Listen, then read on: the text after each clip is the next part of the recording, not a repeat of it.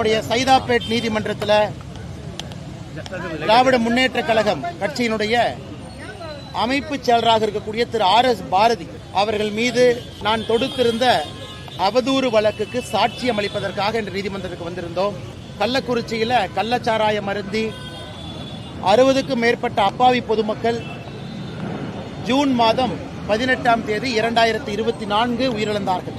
பாரதிய ஜனதா கட்சி சார்பாக பொதுமக்களுக்கான நிவாரண உதவி, பொதுமக்களுக்கு நம்முடைய ஆறுதல் எல்லாம் அந்த நேரத்தில் தெரிவித்திருந்தோம், களத்தில் இருந்தோம். திராவிட முன்னேற்ற கழகத்தினுடைய அமைப்பு செயலராக இருக்கக்கூடிய திரு RS பாரதி அவர்கள் ஜூன் 23ஆம் தேதி நடந்த பத்திரிகையாளர் சந்திப்பில் அந்த கள்ளக்குறிச்சி விஷச்சாராயம் அதற்கான சதித்திட்டத்தை தீட்டியது நான். விக்கிரவாண்டி இடைத்தேர்தலுக்காக அந்த சதித்திட்டத்தை தீட்டியிருந்தேன். அது மட்டும் இல்லாம பாரதிய ஜனதா கட்சி இந்த விஷச்சாராய சாவுல சம்பந்தப்பட்டிருப்பதாக சொல்லியிருந்தார். 26 ஜூன் அவருக்கு ஒரு நோட்டீஸ் அனுப்பியிருந்தோம். அவர் சொல்லி இருக்கக்கூடிய கருத்துக்கு மன்னிப்பு கேட்கணும்.